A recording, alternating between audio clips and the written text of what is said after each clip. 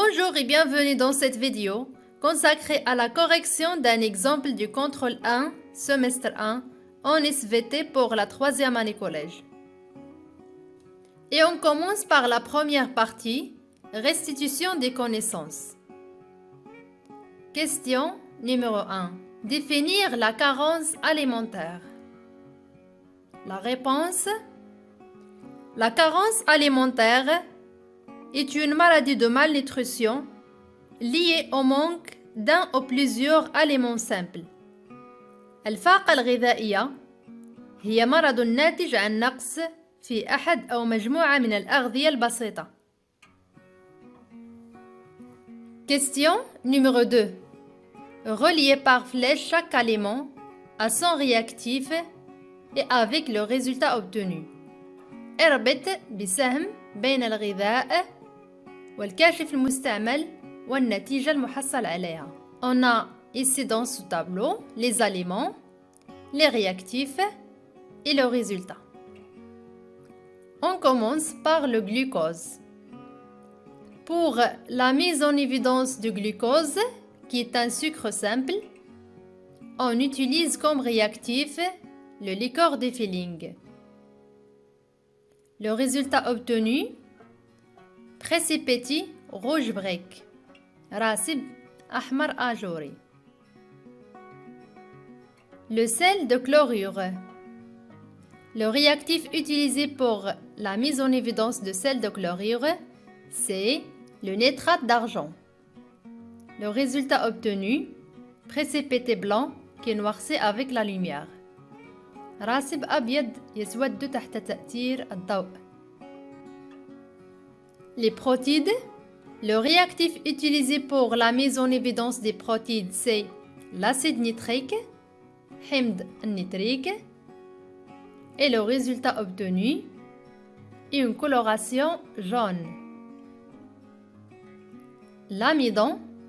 Le réactif utilisé pour la mise en évidence de l'amidon, qui est un sucre complexe, et l'eau iodée. Le résultat obtenu: une coloration bleu violacé. تلون أزرق بنفسجي. La question numéro 3. Cochez la case qui correspond à la proposition correcte. ضع علامة أمام الاقتراح الصحيح. A.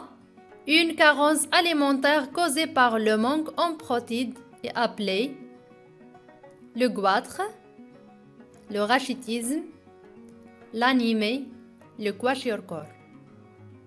فاقة غذائية ناتجة عن نقص في البروتيدات تسمى تدرق، الكساح، فقر الدم أو الكواشيوركور. La réponse exacte, c'est le kwashiorkor. إذن الفاقة الغذائية الناتجة عن نقص في البروتيدات هي الكواشيوركور. B. Le goitre est une carence alimentaire due au manque de. التدرق هو فاقة غذائية ناتجة عن نقص في بروتيد أنيمال، بروتيدات الحيوانية، فيتامين سي، فيتامين دي ou bien l'iode. La réponse: le goitre est une carence alimentaire due au manque en iode. Question 4. Répondez par vrai ou faux. أجب بصحيح أو خطأ. Première proposition: l'eau, les vitamines, les sels minéraux sont digérés dans l'estomac. الماء والأملاح المعدنية والفيتامينات تهضم على مستوى المعدة. Cette proposition est faux. لأن الماء والأملاح المعدنية والفيتامينات لا تخضع للهضم على مستوى الأنبوب الهضمي. Deuxième proposition: l'absorption et le passage des nutriments au sang et à la lymphe. الامتصاص هو مرور مواد القيت إلى الدم وإلى الليمف. Cette proposition est vraie. Troisième proposition: les aliments subissent seulement une digestion mécanique. تتعرض الأغذية فقط للهضم الميكانيكي. Cette proposition est faux, car les aliments subissent une digestion mécanique et une digestion chimique. Quatrième proposition, les lipides et les glucides sont des aliments énergétiques. الدهنيات والسكريات هي أغذية طاقية. Cette proposition est vraie. Cinquième proposition, la villosité intestinale est l'unité structurelle de l'intestin grêle. الخملة المعوية هي الوحدة البنيوية للمعي الدقيق. Cette proposition est vraie. La dernière proposition, le lait est un aliment simple. الحليب هو غذاء بسيط. Cette proposition est faux, car le lait est un aliment composé. On commence par l'exercice numéro 1. Le graphique ci-dessous représente les résultats expérimentaux de la digestion de l'amidon dans un tube à essai à l'aide de la salive dans les conditions de 37 degrés Celsius. يمثل المبيان التالي النتائج التجريبية لهضم النشا داخل أنبوب اختبار بوجود اللعاب في حرارة 37 درجة. La question numéro 1. Donnez un titre pour ce graphe. اعطي عنوانا للمبيان. La réponse. Le graphe représente l'évolution de la concentration de l'amidon et de maltose en fonction du temps. يمثل المبيان تطور تركيز كل من النشا والمالتوز بدلالة الزمن. La question numéro 2. À partir des données du graphe, remplissez le tableau suivant. اعتمادا على المبيان املأ الجدول التالي. On va donner la concentration de l'amidon et de maltose au début de l'expérience et à la fin de l'expérience. سنقوم بتحديد تركيز كل من النشا والمالتوز في بداية التجربة وفي نهاية التجربة. Alors, au début de l'expérience, ça veut dire au temps zéro, la concentration de l'amidon est 1 g par litre et la concentration du maltose est 0 g par litre. À la fin de l'expérience, ça veut dire après 5 minutes, la concentration de l'amidon est 0 g par litre et la concentration du maltose est 1 g par litre. La question numéro 3. Décrire l'évolution de la concentration d'amidon et du maltose au cours de l'expérience. صف تطور تركيز النشا والمالتوز مع مرور الزمن. La réponse. On observe une diminution de la concentration de l'amidon et une augmentation de la concentration du maltose au cours de l'expérience. نلاحظ انخفاض تركيز النشا وارتفاع تركيز المالتوز مع مرور الزمن.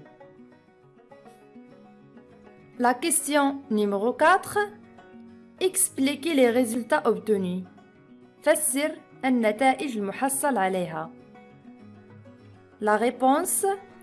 On peut expliquer ces résultats par la transformation de l'amidon en maltose. يمكن تفسير هذه النتائج بتحول النشا إلى maltose. La question 5. Que contient la salive? على ماذا يحتوي اللعاب؟ La salive contient l'enzyme de l'amylase salivaire. يحتوي اللعاب على أنظيم النشواز اللعابي. La question 6. Écris l'équation de cette réaction. اكتب معادلة هذا التفاعل. L'amidon plus l'enzyme de l'amylase salivaire donne le maltose. Sous les conditions de la présence d'eau et la température 37 degrés Celsius. Et on passe à l'exercice numéro 2. En plus de sels minéraux et les vitamines, la ration alimentaire d'un adolescent et celle d'un adulte sont composées chacune de 550 g de glucides, sucariates, 98 g de protides, protéinates, 98 g de lipides, dehniètes. Sachant que les besoins énergétiques d'un adolescent sont 12 700 kJ par jour et celle de l'homme adulte 11 000 kJ par jour. علما أن المراهق يحتاج 12700 كيلو جول في اليوم من الطاقة والبالغ يحتاج 11000 كيلو جول من الطاقة في اليوم. La première question, calculer en kilojoules l'énergie totale fournie par cette ration alimentaire. نطلب منا هنا نحسبوا الطاقة المحررة من هذه الكلتة الغذائية. Sachant que علما أن 1 gramme de protides libère 17 kJ d'énergie, 1 gramme de glucides libère 17 kJ d'énergie et 1 gramme de lipides libère 38 kJ d'énergie. Et on va utiliser les données de ce tableau qui montrent les quantités des aliments consommés. Alors, pour le calcul, on commence par l'énergie fournie par les protides. وغنبداو بحساب الطاقة المحررة من البروتينات. On a 1 gramme de protides libère 17 kJ d'énergie. 98 grammes libère X. Et pour calculer X, on utilise la règle de 3, la علاقة الثلاثية. X égale 98 grammes fois 17 divisé par 1. Donc, X égale 1666 kJ. L'énergie fournie par les glucides, on a la règle, 1 gramme de glucides libère 17 kJ d'énergie et 550 grammes libère X. Et par la même façon de calcul, on utilise la règle 3, X égale 550 grammes fois 17 kJ divisé par 1.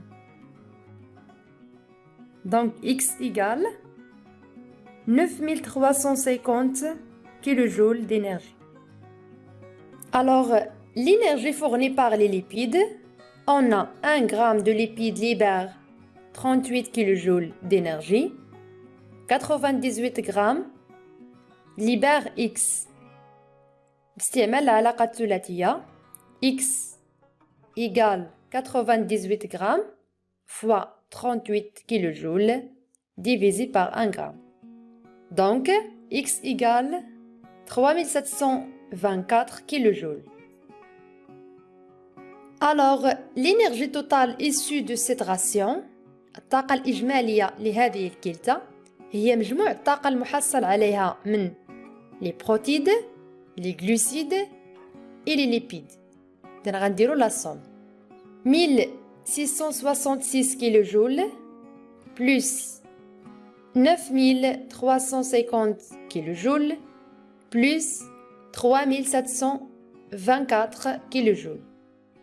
Ça va donner 14 740 kJ d'énergie.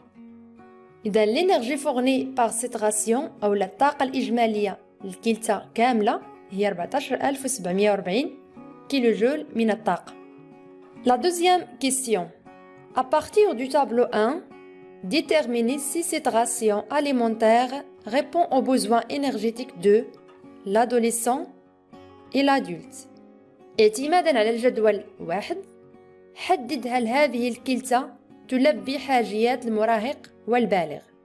Pour répondre à cette question, on va utiliser ce tableau.